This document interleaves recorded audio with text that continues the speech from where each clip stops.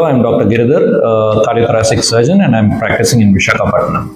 So we'll look at what are the options once you are diagnosed as having valvular heart disease. What would be the further treatment? So there are varied treatments based on how severe your symptoms are or how badly diseased your valve is.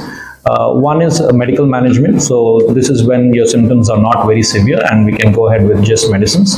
The second would be a non-invasive procedure called balloon procedures, and these are usually done by the cardiologists in a cath lab. Finally, when it is very severe and we cannot repair the valve with either of these medicines or non-invasive procedures, you will be advised to go in for a surgery. So what kind of surgery? That is, we go ahead with the valve replacement surgeries. The most important concept that you need to understand when we do valve replacement surgeries is that there are two kinds of valves.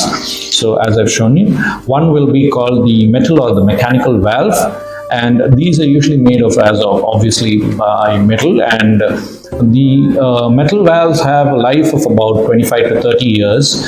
But the disadvantage with them is that you will forever or lifelong be on anticoagulants. These are a set of drugs which have their own risks and benefits. The basic concept is that these anticoagulants do not allow the blood to clot on these mechanical or metal valves, and hence they can also lead to greater tendency for bleeding, as well as you need to get regular tests done to check how effective they are or whether they have had more action than they are supposed to have. And also you need to have certain amount of dietary restrictions when you're taking these tablets. In contrast, you have the bioprosthetic valves, or what we call tissue valves. So these are usually made from the cow or the pig heart. The valves are taken out, and there are companies which make the valves. The advantage with these valves are that you don't need to be on any sort of anticoagulants except for the first 3 months. So there won't be any dietary restrictions or any tests that you need to undergo regularly.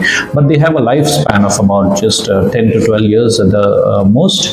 So eventually you might need a re-operation for this. According to the guidelines, we always suggest metal valves in patients who are lesser than 55 years and tissue valves in patients who are more than 55 years.